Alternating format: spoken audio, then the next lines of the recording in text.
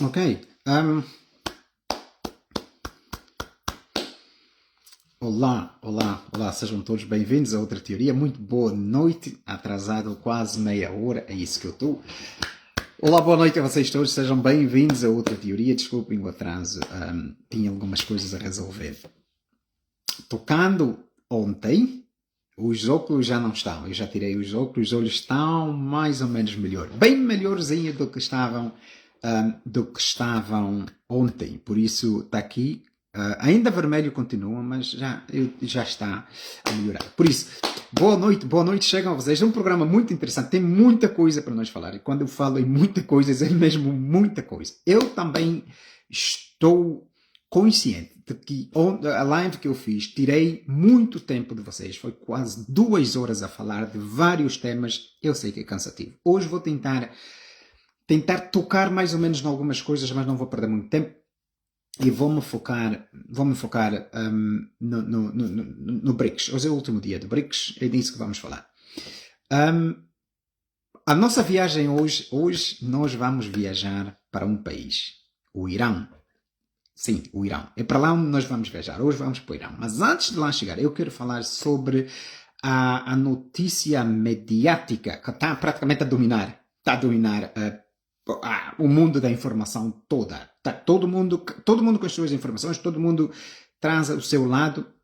Ok, tudo bem. É assim, eu vou falar para vocês. Tem duas coisas aqui na qual vamos falar. É sobre Prigozhin. Sim, esse tio que foi morto ontem na Rússia.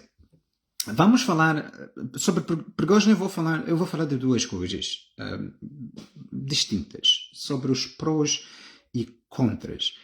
Mas isso mesmo é baseado no que cada um de nós acredita. É assim. Ele morreu mesmo? A pergunta que se faz é essa. Ele morreu mesmo ou não? Prigozhin não é estúpido. Não é.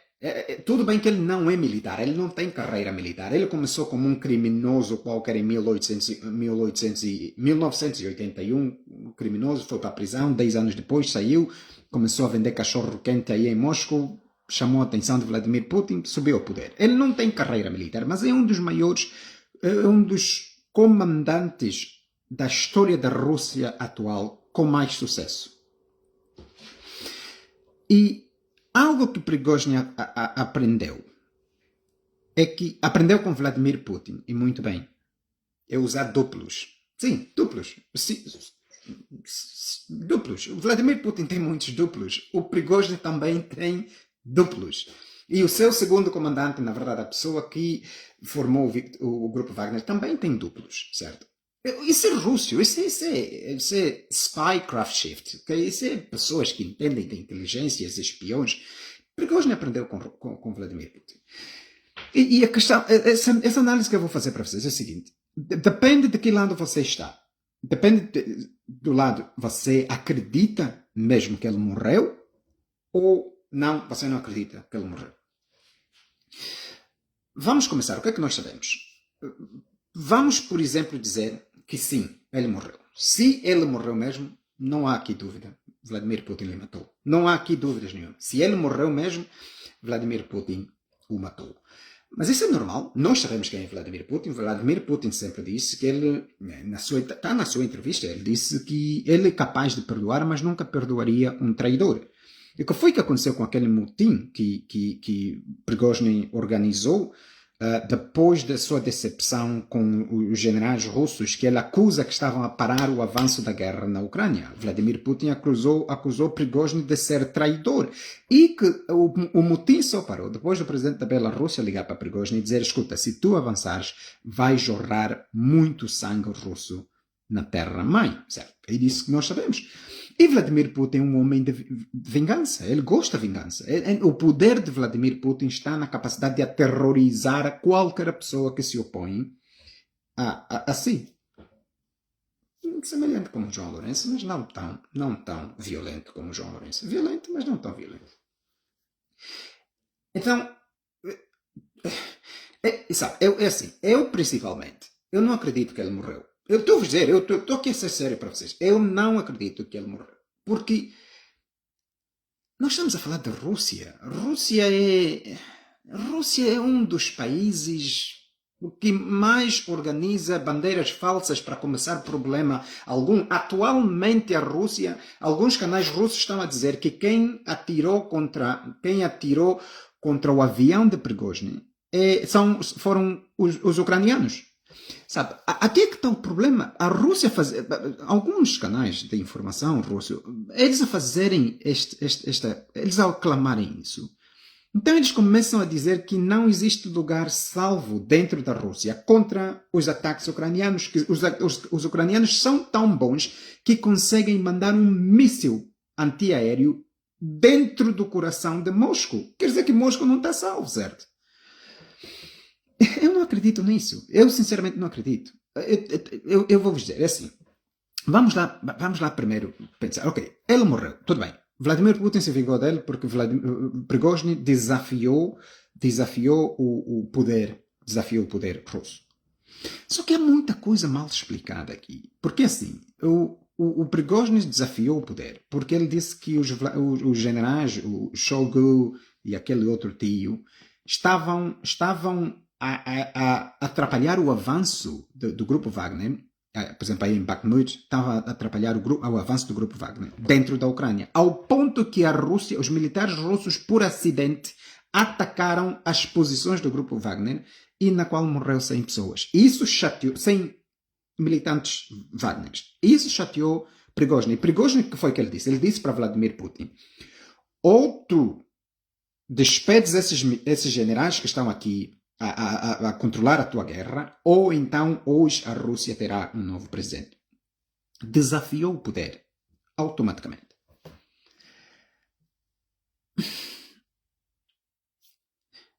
Se tu fosses Vladimir Putin e percebesses que sim, a Rússia estava a ter dificuldades em avançar a guerra, e Prigozhin está a dizer: olha, escuta, são esses teus generais que estão a travar os nossos avanços, porque não nos dão as armas a tempo, até atacam as nossas posições. Se tu fosses Vladimir Putin e visses que isso é verdade, você teria a necessidade de despedir esses generais. Mas em tempo de guerra, não se despedem os generais que estão a travar a guerra. E por causa desse golpe de Estado, esse motim que Prigozhin tentou orquestrar, Vladimir Putin despediu os seus generais, os dois que Prigozhin estava a dizer. Se eles fossem generais do lado da vitória, se fossem generais que estavam a levar a guerra a bom porto, Vladimir Putin não deveria despedir esses senhores.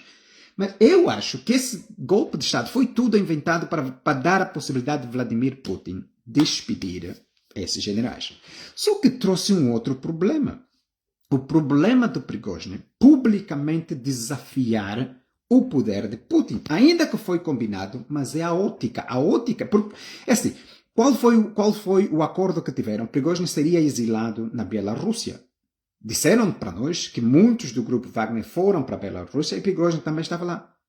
Mas não! Prigozhin estava na Rússia, dentro da Rússia, em Moscou. Andava de um lado e outro.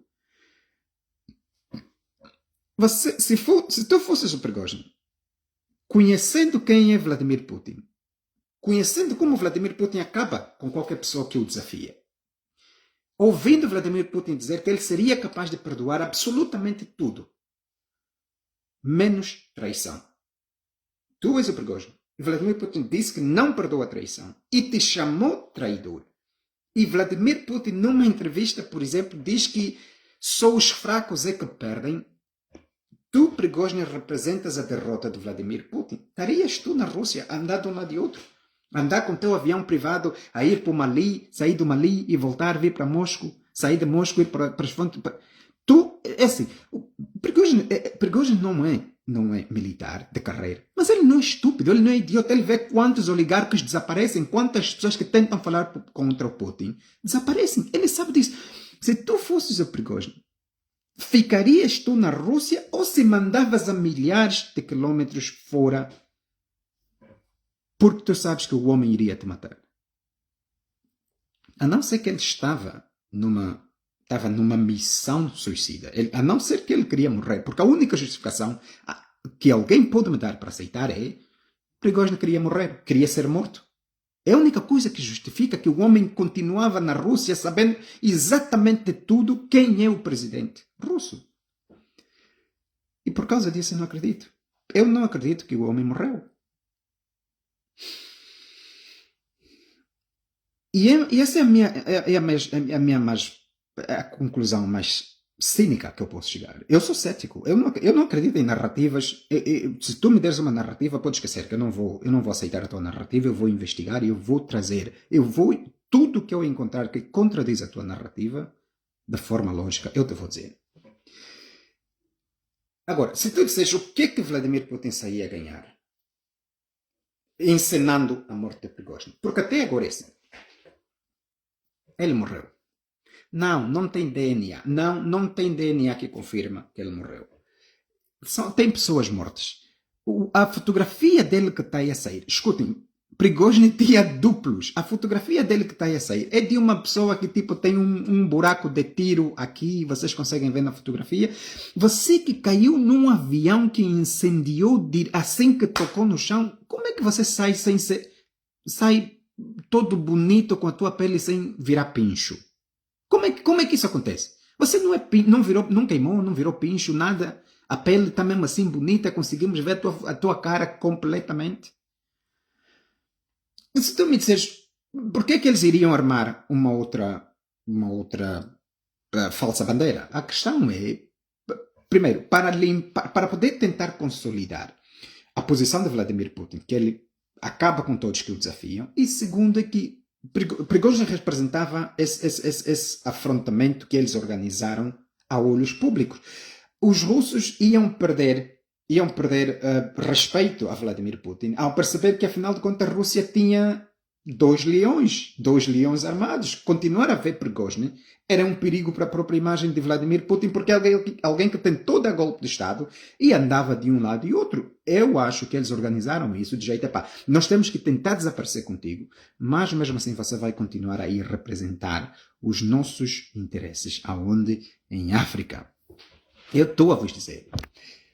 E se isso for uma possibilidade? Eu estaria muito preocupado com Angola. João Lourenço traiu Vladimir Putin. Eu estou a vos dizer, ele traiu Vladimir Putin. Se Vladimir Putin é essa pessoa que aparece na entrevista a dizer, quer saber, eu não perdoo traidores, tirando o Prigozhin da equação, por causa da ótica, para mostrar ao mundo que o Vladimir Putin é este todo-poderoso, envia Prigozhin para a África e ir destabilizar a África inteira, porque é ali onde o Ocidente está-se a virar para começar a roubar a riqueza africana para sustentar a sua própria economia, certo? Também para poder desligar da dependência que o Ocidente tem contra a própria Rússia. O Ocidente depende muito de muitas coisas que é fabricada na própria Rússia. Então, o Ocidente está-se a virar para a África, não é porque nos amam, não é, esquecem isso, aqui não há amor para ninguém. Eu já disse para vocês, quando você coloca dinheiro na mesa, não há amor, é economia, é ciência, certo? Então, o Ocidente está a se virar para nós em África, é simplesmente porque querem desligar-se da dependência que eles têm contra a Rússia para poderem destruir a Rússia por completo. E Vladimir Putin sabe disso. Então, Vladimir Putin, a enviar um dos seus comandantes de mais sucesso, que é o único, o Prigozhin com seu grupo Wagner, é o único comandante que conseguiu capturar uma cidade inteira na Ucrânia. Não existe mais nenhuma outra pessoa. Então, mandando Prigozhin à África, conseguiria destabilizar a África inteira, ou pelo menos aí onde o Ocidente tivesse os seus interesses virados, para forçar com que o Ocidente continuasse preso econômico da Rússia, para continuar a enviar dinheiro na Rússia, porque eles precisam do que os russos têm. Essa é a justificação que eu consigo encontrar.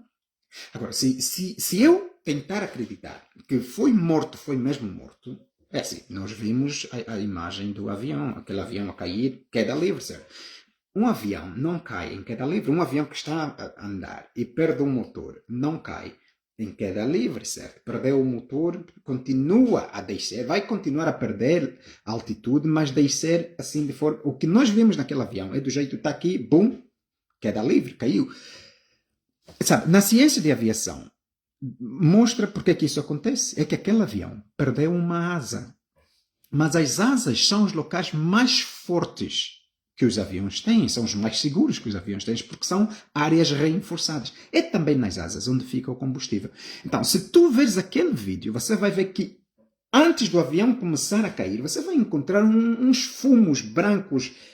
E esses são, normalmente, é esse fumo que os mísseis antiaéreos balísticos fazem antes de tocar no avião. Mas esses mísseis normalmente procuram a área mais forte do avião, que é a asa. Se vocês verem naquele avião da Ucrânia que se derrubou a coisa de 5 anos atrás, vocês vão ver que a asa deslocou-se quando foi atacada e diziam que não foi os russos que atacaram. Não é? Essa história é portuguesa. Mas é isso que acontece. Então vocês conseguem ver no vídeo o avião a cair em queda livre. É porque perdeu a asa. O avião foi atacado por um míssil, deslocou uma das asas. Então estava a cair por queda livre, porque aí já não conseguia ir para lado nenhum, porque o outro lado do motor onde tinha asa estava danificado. Ela caiu em queda livre. Vocês conseguem ver o trail do combustível também a subir. Aquele fumo branco que aparece ali, no voo parece fumo branco, não é fumo branco. Aquele é combustível. E, sabe, e assim que chegou no chão, bum, explodiu, queimou.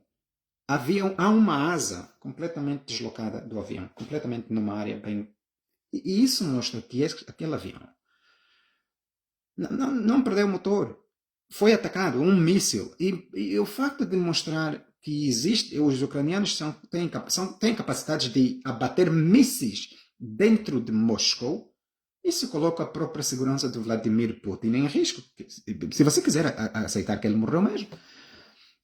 E, claro, matar Prigozhin, aos olhos de qualquer um, era a coisa mais certa a fazer para um homem tão violento e vingador como Vladimir Putin.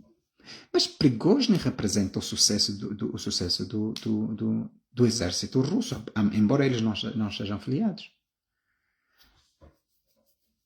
Só que matar Prigozhin enfraquece a posição de Vladimir Putin, porque mostra que ele está fragilizado. E isso pode criar mais descentes dentro da própria Rússia, pessoas que querem falar contra ele. O que quer dizer que ele terá que matar todo mundo que falar contra ele. Porque caso contrário, e isso eventualmente acaba fragilizando a posição de Vladimir Putin, mostrar que ele não é na verdade uma pessoa forte, não é capaz de combater de tu para tu e usa simplesmente violência. Não que isso incomode Vladimir Putin para todos os efeitos.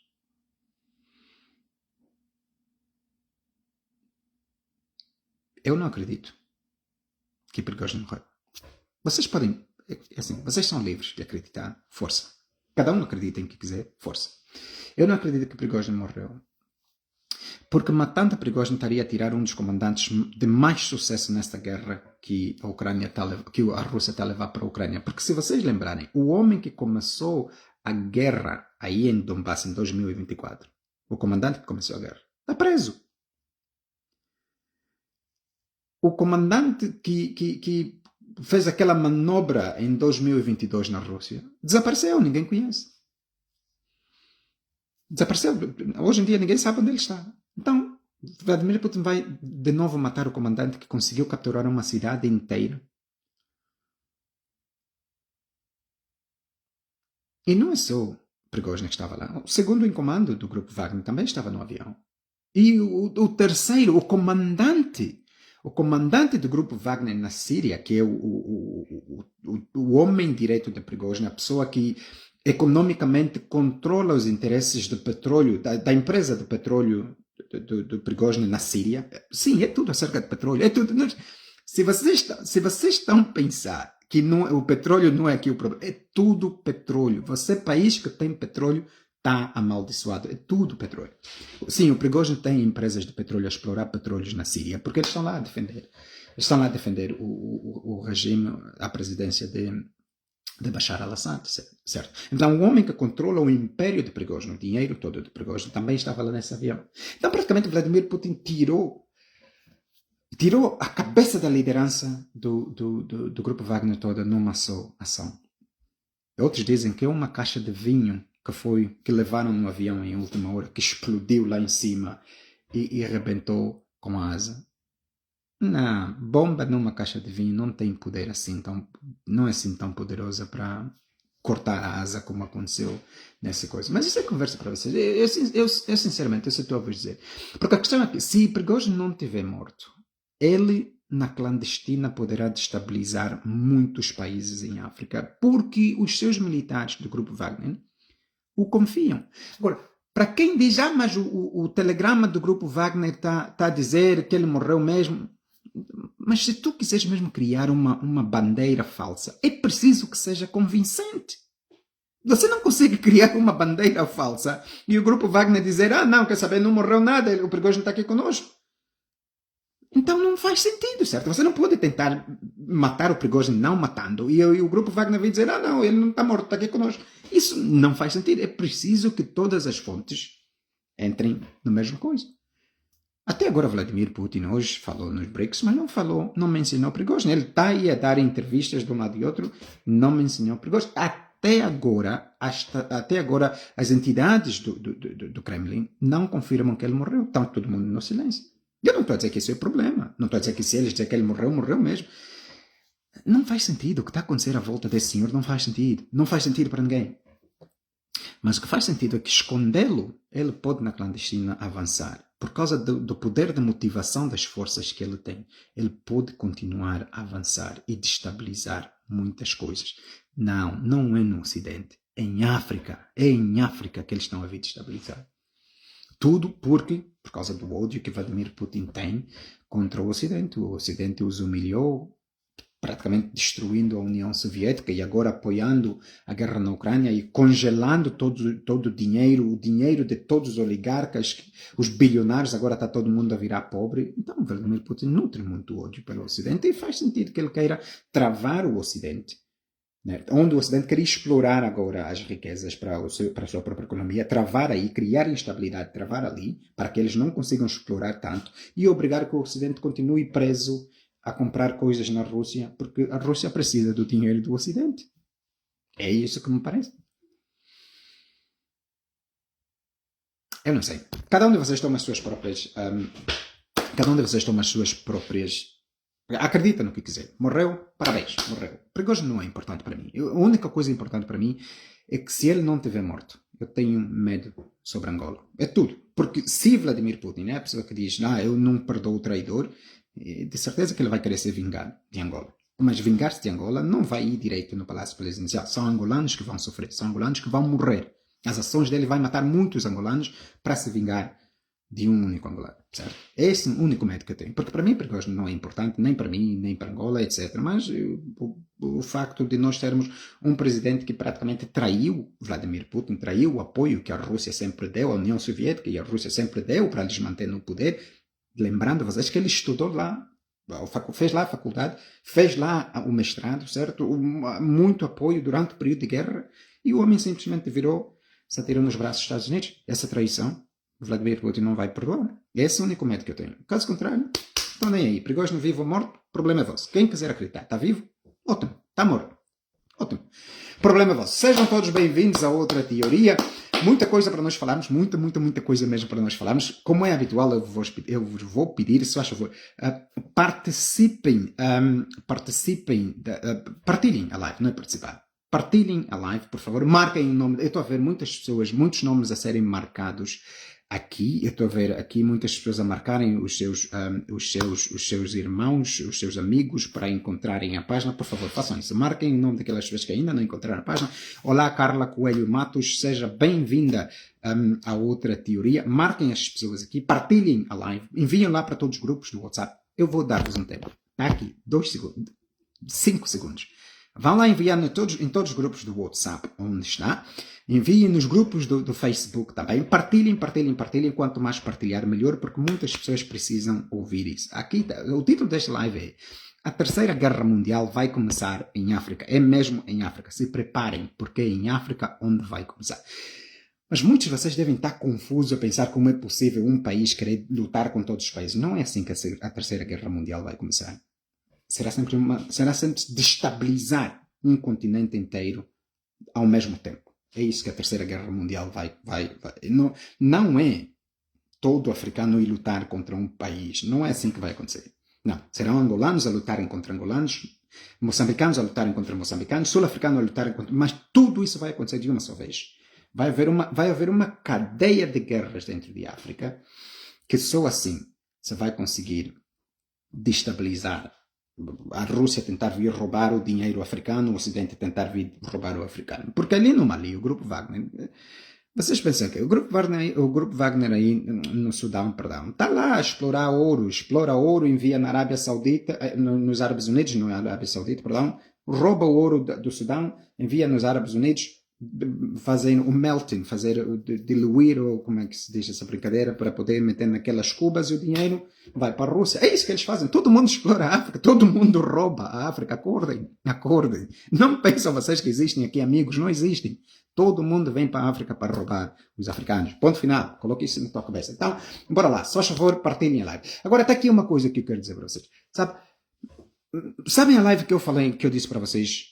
Se eu tiver que escolher entre dois demônios, o Ocidente demônio e os russos e os chineses demônio, eu disse para vocês que eu escolho o Ocidente demônio. Eu vos vou dizer porquê. Há um vídeo aqui a rolar. E, por favor, não desenvolvam um sentimento anti-chinês. Não é isso que eu estou aqui a fazer. Não é isso. Eu só estou a vos trazer porque que vocês me veem no meio desses dois diabos, eu escolho o meu diabo. No meio desses que fazem mal, eu escolho aquele que menos mal faz. Há um vídeo que está a rolar de uma zungueira, uma mãe nossa zungueira, que foi esbofeteada por um chinês no seu armazém onde ela compra balões de fardo. Ela tinha comprou o balão de fardo, a mercadoria não estava boa, estava estragada, queria ir trocar, mas o chinês, em vez de trocar, bateu-lhe. Ela tinha um bebê, a amiga recebeu o bebê. O chinês bateu-lhe, deu-lhe pancada, porrada, até ela perder os sentidos e desmaiar. É esse medo que eu tenho da China como potência mundial. Não é assim, porque vocês pensam que a China não vai se intrometer na soberania de ninguém. Isso é tudo mentira. É tudo mentira. Com poder econômico, você ganha o poder político. E não vale a pena você ser rico demais se não tiver ninguém que te protege. Ali é que vem o poder militar. O problema que eu tenho aqui contra o Ocidente e a China é, por exemplo, o embaixador da China está ali em Angola, o embaixador da Rússia está ali em Angola. Vocês já ouviram eles falarem contra as violações que João Lourenço e o seu MPLA e o seu partido cometem contra os angolanos? Vocês já ouviram eles a reclamarem das torturas que os ativistas levam, da porrada que os ativistas levam? Vocês já ouviram eles a falarem contra a morte de inocentes demais? Os chineses estão se lixando para nós. Os russos estão se lixando para nós. Pelo menos os Estados Unidos e os seus comparsas fingem que se importam e vêm a público e dizem, não, manifestação não é golpe de Estado e o presidente e os governadores têm que deixar de ver isso porque na democracia é importante a diferença. Pelo menos, desde quando é que vocês viram o embaixador chinês defender o angolano? Um angolano único.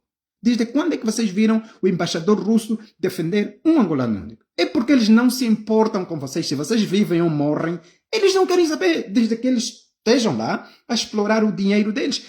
Esta forma deles de agir é uma colonização pior, é escravatura. Estão a nos bater na nossa terra. Oh, meu irmão, se aquilo fosse um angolano a bater uma das nossas irmãs, levaria porrada. Mas como é chinês, tem dinheiro, bateu a nossa irmã, está no filme, se levarem na prisão, se levarem na polícia, o advogado dele vai pagar o polícia e sai. Colonização é isso, estão a nos colonizar dentro do nosso país. Por isso é que eu tenho essa aversão contra o poder da China se tornar algo mundial, porque eles têm mesmo, eles não querem saber a violência contra os direitos. Quantas organizações não governamentais chinesas vocês conhecem dentro de Angola? Que fazem o quê? Defendem o quê? China tem muito dinheiro, é a segunda maior economia do mundo. Como é possível não ter nem sequer uma organização não governamental em Angola que defende o angolano? Opa, ainda que fosse uma organização governamental, não governamental, que cuidasse das baratas do angolano ou que fabricasse capuca de alguma coisa que beneficiasse o angolano. Nada. Pelo menos o Ocidente finge, paga aí as organizações não governamentais para fingir a defesa do angolano, fingir que se importa com o angolano. Este é o meu problema. O meu problema é que quando esses senhores subirem, chegarem, se forem mesmo os senhores do mundo, Oh, meus irmãos, é a era da ditadura, mas nada, nós seremos escravizados dentro do nosso próprio país, com a China no poder. Vocês podem não querer aceitar isso, vocês podem ter a vossa versão contra o Ocidente, mas vocês não vão conseguir negar absolutamente nada que eu disse aqui para vocês. Absolutamente nada. E esse é o meu problema. Coloque isso de lá. Então, bora lá. Onde é que nós estamos? Olha, o Irão. Nós vamos para o Irão. Hoje vamos viajar para o Irão. Parabéns, o Irão entrou para o BRICS. O BRICS expandiu, era de 5, agora vai passar no dia 1 de janeiro de 2024, vai passar para 11 países. Nós já vamos falar para isso, mas vamos primeiro viajar para o Irão. Aqui é que eu vou complicar a vossa cabeça, mas eu preciso que vocês me entendam. Eu preciso que vocês me acompanhem para entenderem aonde eu quero chegar. Foi Abel Chivucovuco. Ele falou nisso. Né? Durante o período da campanha eleitoral, ele mencionou isso. Não que ele seja a única pessoa a falar. Eu só estou a trazer alguém de referência que tenha dito a mesma coisa. O Abel Chivucovuco, durante aquela campanha, houve uma das entrevistas ou dos comícios, sei lá, que ele falou. Eu me lembro muito bem que ele disse que o Ocidente não quer democracia em África.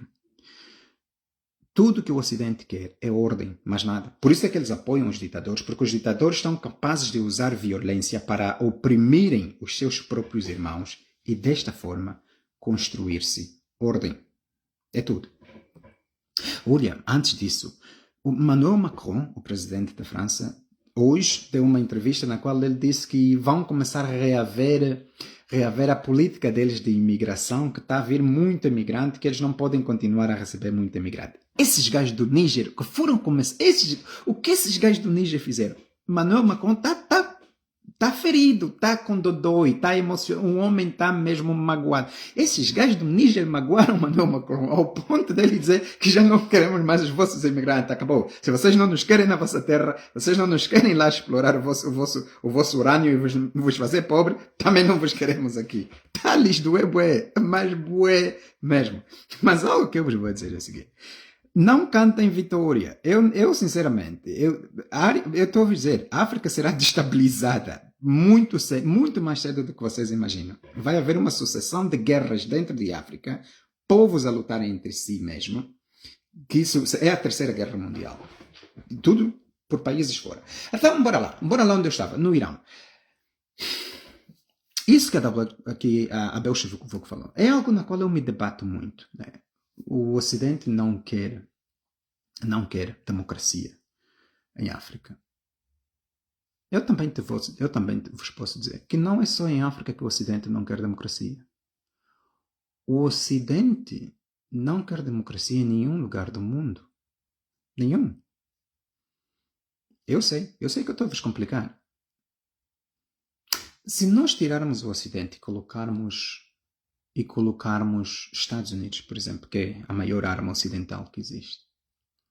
Os Estados Unidos não querem democracia em África, em Angola. Esquecem lá isso. Não, os Estados Unidos, nós pela democracia, esquecem lá isso. Se vocês ainda acreditam nisso, é porque vocês acreditam no fantasma que construiu o mundo em 7 dias, e no dia 3 fez o homem, depois soprou no nariz do homem, do lodo, fez mulher, tirou costela do homem, fez mulher e blá blá blá. Se vocês acreditam que os Estados Unidos querem democracia em África, então vocês acreditam nesse fantasma. Ou, por exemplo, daquele tio que lhe enfiaram um de prego nas mãos e nos pés e lhe enfiaram uma lança daqui do lado e morreu, no terceiro dia ressuscitou. Digam-me uma coisa, isso é bem verdade. E eu estou sério. Se vocês ouvissem dizer que o Timingo aí de Angola morreu, lhe mataram, lhe enfiaram na sepultura dele, 3 dias depois o Timingo saiu dos mortos, está vivo, vocês não iam lá tirar pedra para lhe matar de novo, vocês não iam lhe acusar feiticeiro. O Timingo seria chamado de feiticeiro. E vocês, sabe, essa é a hipocrisia africana. Se o Timingo morresse, e lhe tirassem daí, lhe meteram lá na sepultura dele ou na tumba dele, e 3 dias depois o Timingo saísse dos mortos para vir de novo no vivo, essa hora todas as TPA convocariam uma reunião urgente a entrevistar todos os feiticeiros, todos os quimbandeiros, para saber se eles não passaram dos limites do feitiço, de como é que fizeram um homem que morreu vir. Essa hora o Timingo seria apedrejado de novo até morrer, se certificarem dessa vez que morreu mesmo. Mas como é branco que morreu, nós chamamos milagres. Para nós os negros seria feitiço. Se você acredita nisso, então você é propenso a acreditar que os Estados Unidos querem democracia em Angola. Mas não é só em Angola que os Estados Unidos não querem democracia. Também aí no Médio Oriente, ali onde está o Irão, está o Iraque, o Turquestão, está a Síria, está a Líbia. Ali os Estados Unidos também, está a Arábia Saudita, está os Árabes Unidos, ali nessa área, os Estados Unidos também não querem democracia. E os Estados Unidos não querem democracia por uma única coisa. E eu vou-vos complicar aqui, porque vocês me ouvem a escolher o lado ocidental. Mas eu não estou a escolher o lado ocidental. Eu estou a escolher porque não tenho escolha. Eu terei que escolher entre dois demônios, dois satanases. Eu estou a escolher o satanás que menos mal faz. Mas também faz mal. Não estou a dizer que é o melhor satanás. Não estou a dizer que é o melhor diabo. É diabo, faz mal, mas menos mal faz. Comparado com o outro. Os Estados Unidos não querem democracia em África porque o próprio Estados Unidos não é um país democrático. E sim, você não vai ouvir isso da boca de muitos angolanos. Muitos, não vais ouvir. Os Estados Unidos não é um país democrático. E por não ser um país democrático, por isso é que não quer democracia em lado algum. Democracia nunca foi interesse dos Estados Unidos. Capitalismo é. E essa é mais pura verdade. Agora eu vou aqui argumentar um pouquinho para vocês. São 70 anos hoje, em 1953, os Estados Unidos e o Reino Unido, a CIA e o MI5 ou MI6, organizaram um golpe de Estado para retirar um presidente democraticamente eleito no Irão, o Mossadegh. A partir desse dia, a partir dessa data, o Médio Oriente nunca mais foi o mesmo. O Médio Oriente destruiu-se por completo. Por uma única razão. Petróleo.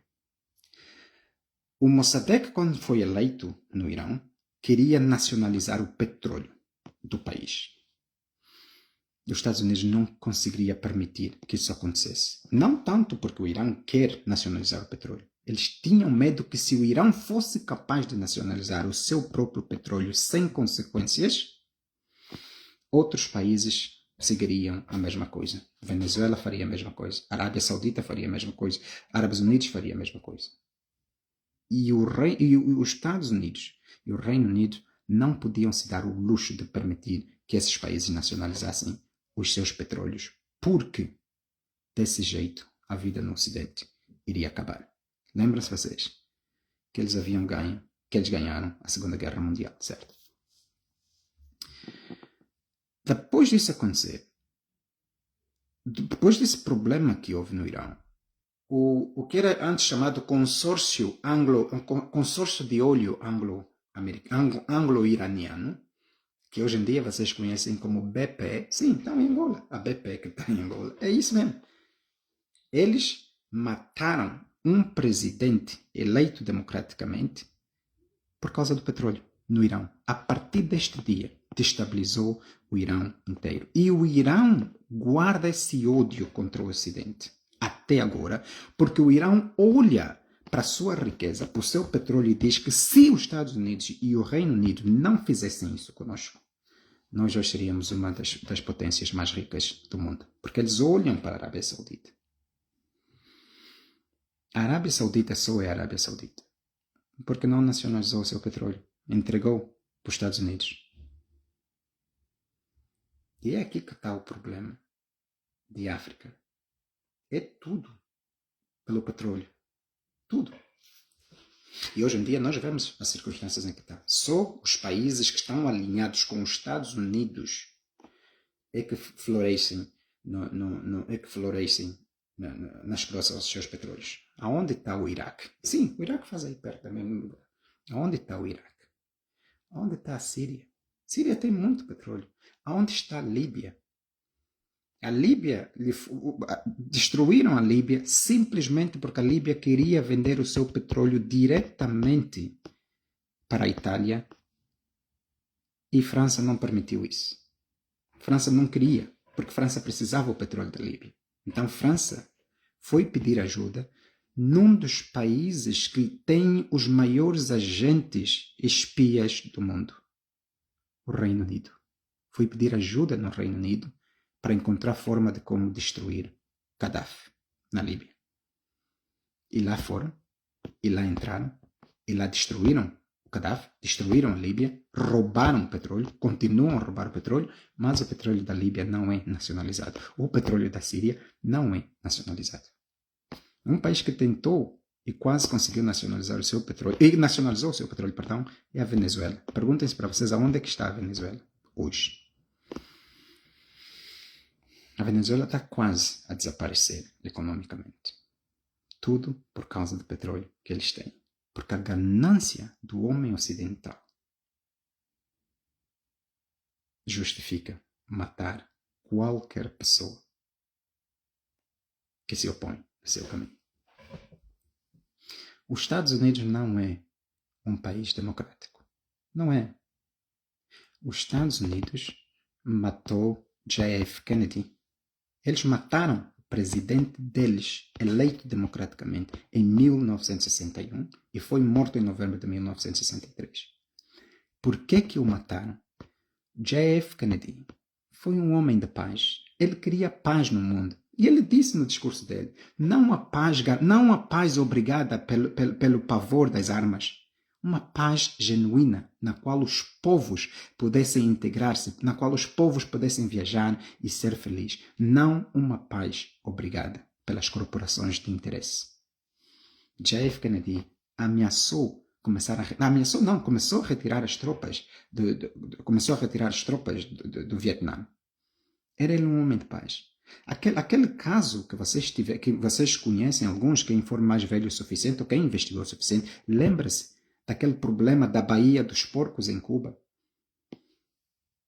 Os irmãos Dallas, dos Estados Unidos, naquela altura, que era o comandante da CIA e do Departamento de Defesa, já tinham eles já tinham um programa, um projeto de bandeira falsa de como incriminar a Cuba para atacar em Cuba e ao mesmo tempo irem atacar a União Soviética. Foi naquele problema do conflito dos mísseis nucleares. O programa era o plano, não é isso, não é programa nem projeto, o plano era colocar um avião com americanos dentro, um avião com 100 pessoas, explodir aquele avião no ar e acusar que Cuba fez aquilo.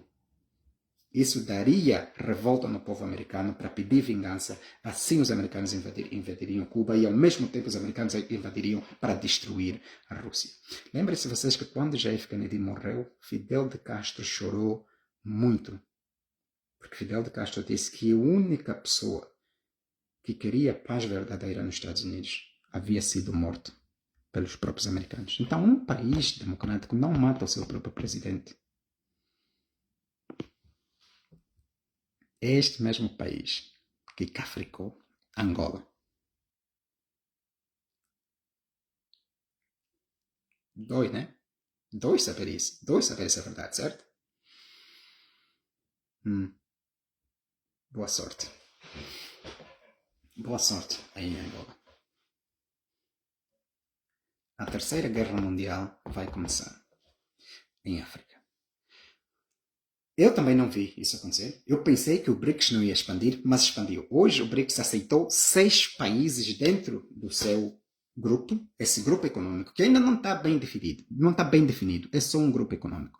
Mas eu vos chamo a atenção, é preciso vocês entenderem isso. Este grupo econômico vai, quando se tornar rico o suficiente, vai eventualmente se tornar um grupo político. E depois de se tornar um grupo político, vai eventualmente se tornar um grupo militar. O G7 é um grupo financeiro, é um grupo econômico, mas também é político e é militar. É preciso que vocês entendam isso. A ideia de que nós estamos a sair do controle do domínio ocidental, estão a chamar um mundo multipolar. Não há aqui um mundo multipolar. Não existe. Não há essa possibilidade. A ideia de deixar os homens serem livres vai gerar caos. Vai gerar muita morte. Porque os homens odeiam-se. Imaginem vocês Israel, e Irão e Palestina. E dizer, quer saber, aqui ninguém se mete com ninguém. Imaginem esse cenário que iria acontecer. Genocídio. A ideia de que o que o BRICS está a tentar vender é um mundo multipolar na qual ninguém se mete na vida de ninguém é utopia. É uma ideia boa, as pessoas sentem-se bem, sentem-se livres, mas não existe. Não pode acontecer, porque as pessoas odeiam-se demais. Nos dividiram demais. Por centenas de anos, nós nascemos dentro da divisão, no ódio cultivado, emprenhado nas nossas mentes, enquanto ainda somos embriões. E isso que o BRICS está a vender é falso. Eles vão se tornar militarmente. E o se tornarem militar é o medo que eu tenho, por causa desse vídeo que vocês viram de um mangolano que foi dado surra num chinês dentro da sua própria terra e ninguém fez nada para mudar, ninguém fez nada para reclamar. Todo mundo como se nós não fôssemos importantes. Mas agora aqui vai. Vamos lá falar do BRICS. Eu também não vi. Eu, sinceramente, pegou-me de surpresa, mas é isso mesmo. Quando tu te metes a falar de geopolítica, a geopolítica muda tanto no mundo a toda hora. As análises que se fazem é baseadas na informação que se tem no momento.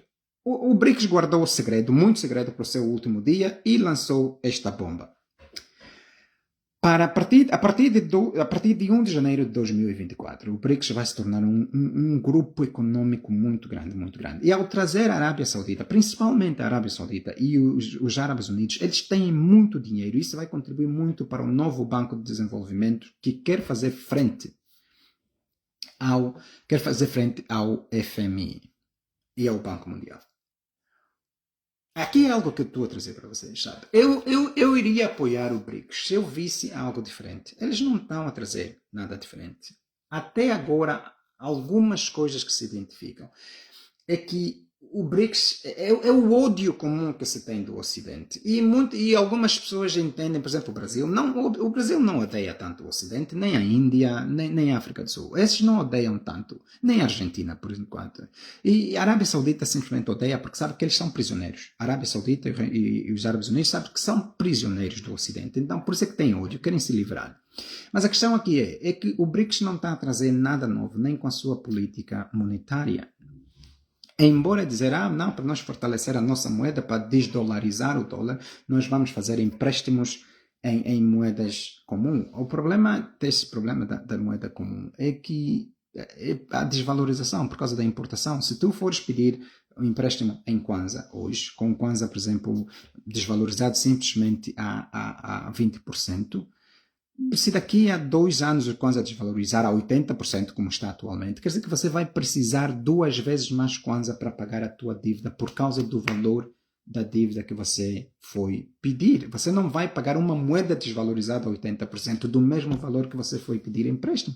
Isso não acontece. Mas é isso mesmo que o Banco Mundial e o FMI faz. Eu apoiaria o BRICS, por exemplo, se eles tivessem o sistema o sistema do Banco Islâmico. Para quem de vocês não sabe como o Banco Islâmico funciona, o Banco Islâmico proíbe cobrar juros. Você vai pedir empréstimo no Banco Islâmico.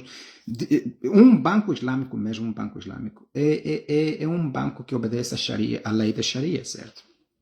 E o Islã proíbe cobrar juros no seu irmão que você empresta dinheiro, porque isso é uma forma de escravizar a outra pessoa. Então, o Banco Islâmico, o que eles fazem é o seguinte: se você quer ir pedir empréstimo lá, você vai pedir empréstimo, você vai dizer, olha, por isso é que vocês veem eles a desenvolverem monetariamente coisa essa que nós não conseguimos fazer, certo? Você vai lá pedir empréstimo, você diz, olha, eu quero 20 mil kwanzas que eu vou investir aqui nessa cantina. O que o banco diz é o seguinte: você pega este dinheiro, está aqui o dinheiro, os 20 mil kwanzas está aqui, é teu. Se você investir na cantina e a cantina começar a dar lucros, vocês dividem os lucros.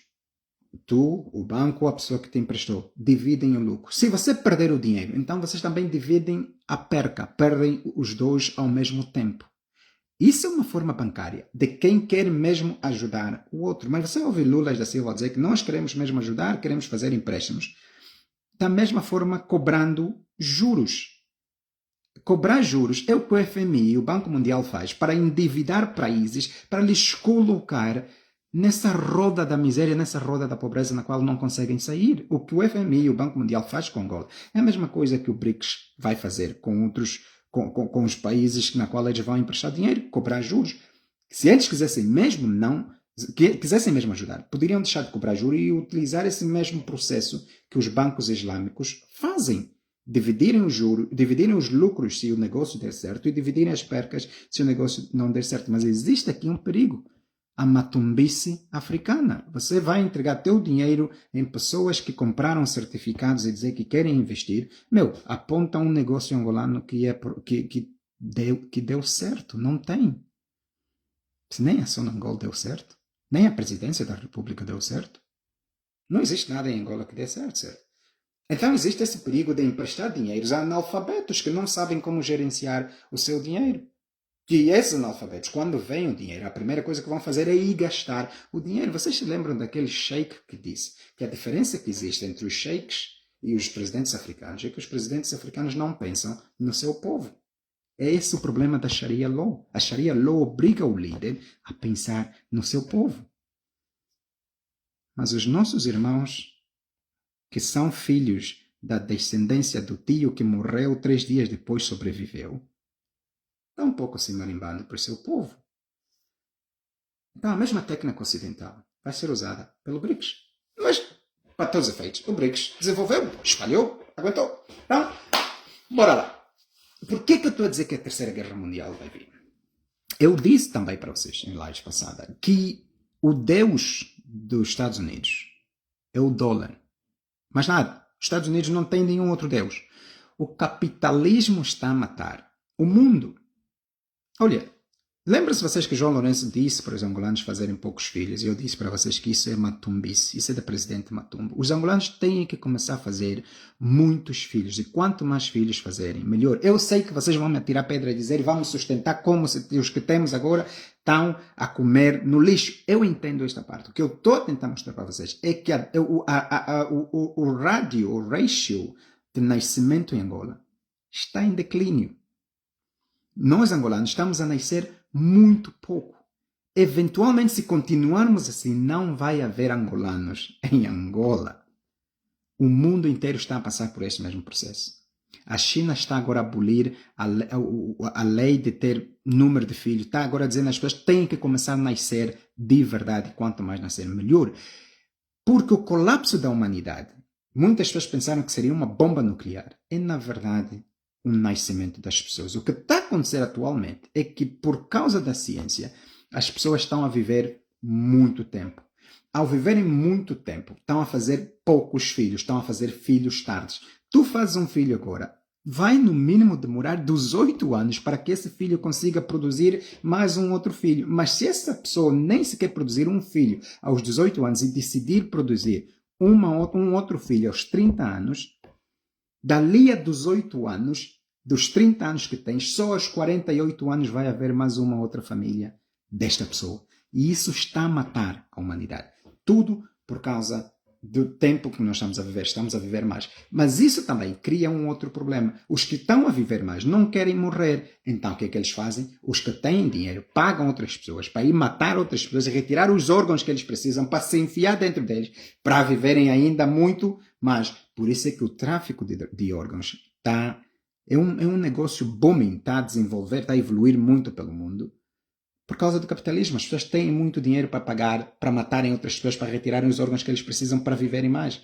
Mas eles estão a viver mais, não estão a fazer filho. E e que está a matar a humanidade atualmente é o capitalismo. O capitalismo que o MPLA trouxe, que os Estados Unidos quer forçar, não, já colocou. Também, para falar a verdade, o MPLA nunca foi. O MPLA nunca foi comunista. O MPLA é gatuno. Eles são oligarcas, ele é gatuno. O MPLA nem é capitalista, nem democrata, nem comunista. É gatuno, tudo é só malandro. Aí dentro tudo é gatuno, acabou. Pronto, final. Então tem esse problema. Mas vamos lá falar então do BRICS. Como é que a Terceira Guerra Mundial vai começar? O Deus dos Estados Unidos é dólar, ponto final. Ele não acredita no teu Deus. Qual é Deus de Israel? Qual é Deus que criou o mundo em 7 dias? Porque depois soprou no nariz do homem, o homem ficou homem, tirou a costela do homem, virou mulher. Qual é lá? É mentira. Os Estados Unidos, Deus deles é dólar. Se não haver dólar, pode esquecer tudo. Eles são capitalistas puro. Vendem as mães deles se forem precisos para fazerem dinheiro. Ponto final. Desdolarizar. Os Estados Unidos é a maior economia do mundo, é o país mais rico do mundo. Desdolarizar o dólar, você estaria a forçar os Estados Unidos a ser pobre. Mas isso não é o maior problema. É que quem manda nos Estados Unidos, estou a dizer mesmo para vocês que não conhecem, quem manda nos Estados Unidos não é o presidente da República, é o exército e os serviços de inteligência. São os serviços de inteligência e o exército que mandaram JF Kennedy. Se vocês se lembrarem, na altura de Donald Trump, não muito distante, houve aquele deputado congressista democrata que foi na CNBC, acho que é isso, ou NBC, esse canal televisivo, na qual disse assim, da boca dele, da própria boca dele, ele disse, estou a parafrasear, ele disse assim, o Donald Trump é um presidente muito, muito idiota. Aqui nesse país não se luta contra os serviços de inteligência porque os serviços de inteligência têm 6 maneiras de te agarrarem de domingo a segunda. É exatamente isso que acontece nos Estados Unidos. Depois da morte de JF Kennedy, os serviços de inteligência americanos tornaram-se um monstro de vontade própria que nenhum presidente ousa controlar. E o exército americano tornou-se um monstro de vontade própria que nenhum presidente tenta controlar. E todo presidente que tentar controlar esses 2 serviços é eliminado. Donald Trump estava a ir contra os serviços de inteligência. Olha como lhe agarraram. É processo atrás de processo. É vídeo atrás de vídeo. É processo atrás de especulação atrás de... Enfiam no tribunal. Estão a tentar destruir o homem porque o homem tentou ir contra ou controlar esse monstro que são os serviços de inteligência americanos que praticamente controla e manda e tem vontade própria no país. E este que está aqui o problema da Terceira Guerra Mundial. O BRICS, ao tentar desdolarizar a América, não é simplesmente dinheiro que eles vão perder. Eles vão perder a maior arma que eles têm, que é o exército americano. Porque se você não tiver dinheiro para bancar o exército, você tem que reduzir o teu exército. Se não tiver dinheiro para bancar os serviços de inteligência, você tem que reduzir os serviços de inteligência. E o BRICS a ir atrás de América. A América não vai deixar-se cair sem luta. Coloquem isso nas vossas cabeças. Não vai haver desdolarização nenhuma sem luta. Os americanos vão preferir destruir o mundo do que tornarem-se menos influentes. Isso é uma avaliação séria. Mas não termina aqui. Todas as previsões atualmente do mundo apontam que até 2050 a China será a maior economia do mundo. Será o país mais rico do mundo, quase 2 vezes mais ricos que os Estados Unidos e a Índia juntos. A China terá tanto dinheiro que não vai precisar. A China sozinha vai ter mais dinheiro que o resto de todos os países do mundo juntos. É esta a previsão que se faz. E quando se tem tanto dinheiro assim, você torna-se militar. Os Estados Unidos, ao minguar o seu dinheiro, vai minguar o seu exército, que faz com que a China cresça. Os Estados Unidos vai começar guerra com todos os países do mundo, mas não eles a darem tiro. Eles vão criar instabilidade dentro dos países que não estão a favor dos Estados Unidos, e esses filhos da mesma nação vão começar a se bondar entre si. Porque enquanto isso acontecer, ele consegue travar o desenvolvimento econômico da China. Porque o país que estiver em guerra não está a importar coisas na China, quer dizer que há menos dinheiro na China. E ao mesmo tempo os Estados Unidos só está à espera de uma única oportunidade para entrar em guerra com a China. Guerra direta com a China. Porque sabe que a guerra mingua a economia do país. Só que numa guerra dos Estados Unidos e a China, não é só os Estados Unidos que vai lá estar. a NATO inteira vai lá estar. Se a NATO não tiver, mas pelo menos França, Reino Unido vão lá estar. E esses três irmãos são demônios. Esses três irmãos têm mesmo, eles têm sede de sangue na terra, eles só se sentem bem quando veem sangue a jorrar na terra. A China sabe disso. Por isso é que a China não faz absolutamente nada para aborrecer os Estados Unidos, porque sabe que os Estados Unidos só está à procura de um único motivo para começar uma guerra direta com a China. E se você pensar, mas isso a China... Não, a China não tem experiência militar. Segundo, a China está rodeada de bases militares americanas. O Japão vai ir na guerra contra a China, a Coreia do Sul vai ir na guerra contra a China. Esses países aí dos mares do sul chinês, todos esses, a Indonésia, todos esses vão ir atacar a China. A China sabe disso. E a China, para ir atacar os Estados Unidos, é milhares de quilômetros. A China já perdeu essa guerra. E eles sabem exatamente. Aquele problema do balão, porque entrou balão aqui, estava balão, espia balão. Já estavam a dizer, ataca a China, vamos já fazer guerra com eles por causa de um balão. Já estavam a dizer, entra, veio espiar aqui os nossos silos nucleares, temos que ir lá atacar esses gajos. A única forma de travar o crescimento do BRICS, a única forma de travar a influência que o BRICS vai ter, a única forma é fazendo guerra. Não há outra forma. Não existe uma outra forma de dar a volta nisso. É fazer guerra.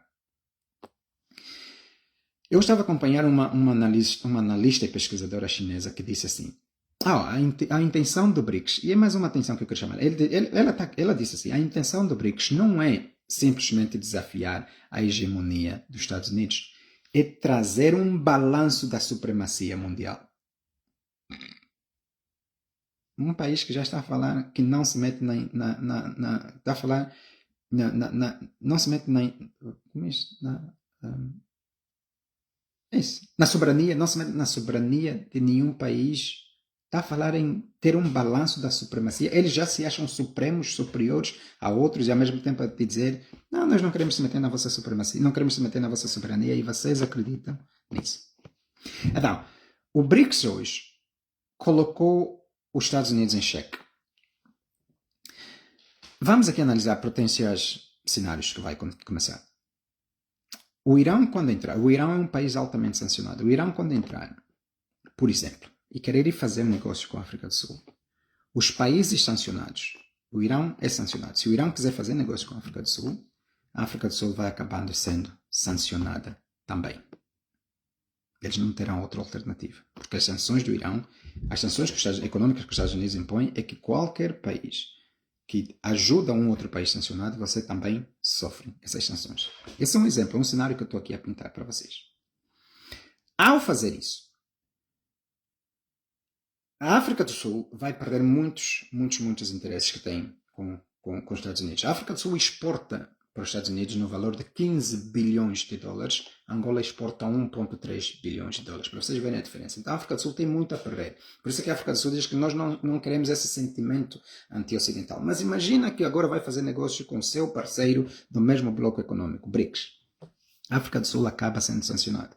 A África do Sul acabar sendo sancionada vai criar problemas econômicos no país. Vai criar fricções.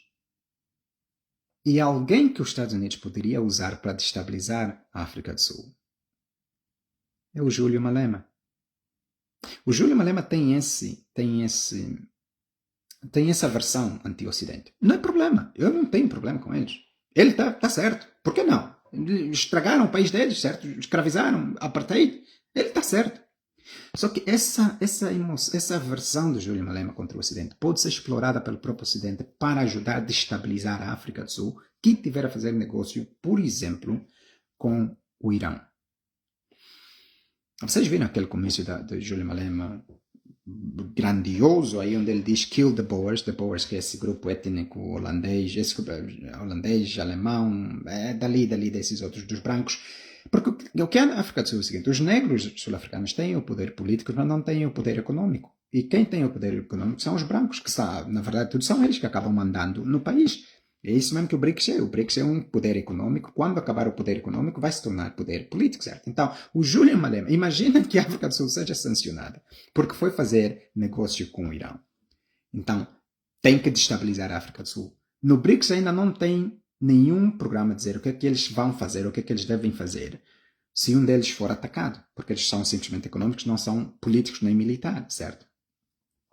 Se a África do Sul for, se a África do Sul for tentar ser destabilizada, é só pegar o Júlio Malema e dar petróleo nessa versão que ele tem contra os de boas, é só criar ali uma bandeira falsa na qual africanos, sul-africanos negros acabam matando esses brancos que têm terra, certo? Porque o país vai estar sancionado, vai faltar dinheiro e vão olhar para eles, vocês é que estão a vir nos matar, vocês é que estão a roubar nossas terras, não sei o quê, vamos contra vocês a partir dali.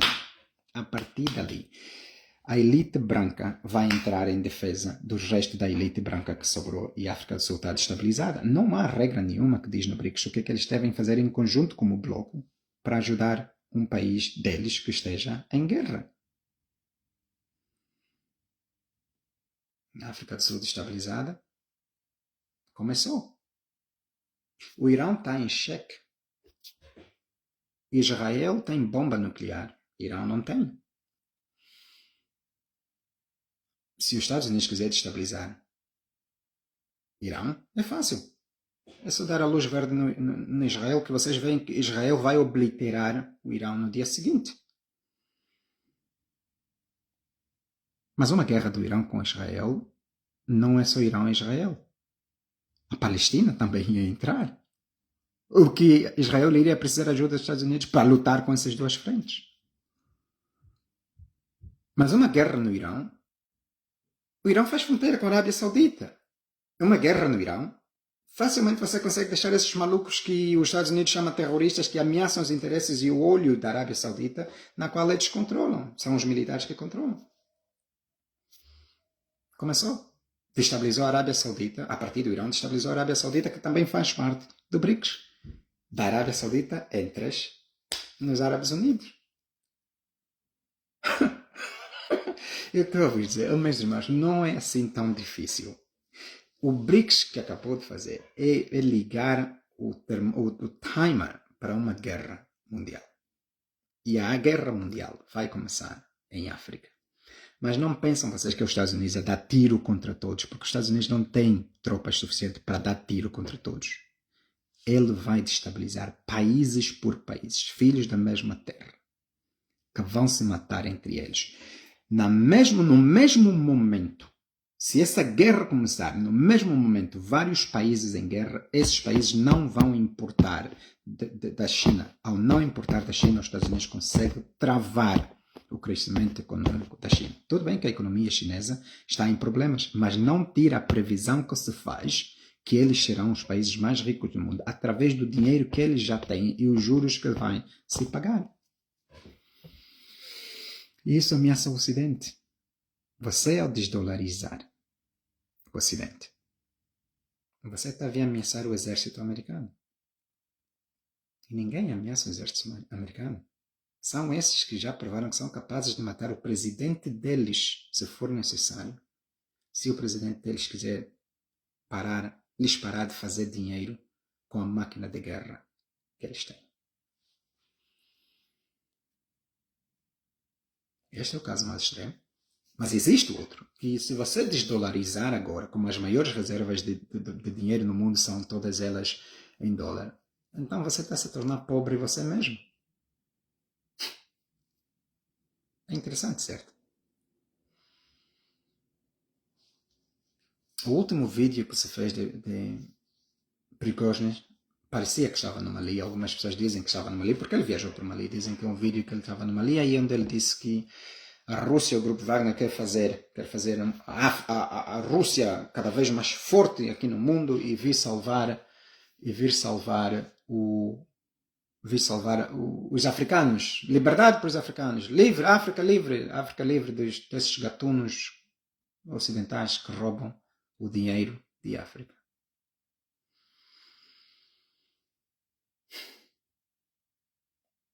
As pessoas se perguntam o que é que será do grupo Wagner, o que é que vai acontecer do grupo Wagner. prestem atenção num grupo militar também de mercenários russos. Chama-se Redut. Ou Reduto. Prestem atenção. Já começaram.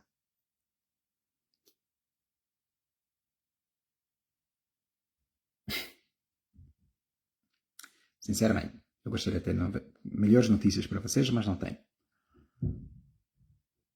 Daqui para frente, eu seria teria muita caução sobre o que está a acontecer na geopolítica do mundo. Nem tudo o que parece é. Tomem cuidado. Boa noite, bom dia, boa tarde, boa noite para vocês todos que entraram. Muito obrigado por fazerem essa gentileza de me acompanhar e estarem aqui comigo. Eu tirei 1 hora, visto? Falamos de muitas coisas, de tocar em muitos pontos, tirei mais do que 1 hora. Eu vou pedir antes de ir, por favor, partilhe esta live, envie para os vossos grupos do WhatsApp, do Facebook, marquem aquelas pessoas, enviem os vossos comentários, engajam-se acima de tudo. Pensem, mas pensem mesmo. Não aceitem uma narrativa única, nem a minha, pelo amor dos diabos. Não aceitem a minha narrativa. Vão lá, façam os vossos estudos, façam as vossas análises, criam vocês mesmos a vossa narrativa com base em tudo que vocês estão a ver. Não aceitem que alguém vos diga que isso é branco e preto. Nem tudo que é, nem tudo que parece é. Ok? Muito obrigado a vocês todos. Feliz noite, boa noite. Até lá, aquele abraço. A gente se fala. Bom dia, boa tarde, boa noite. Esta é outra teoria.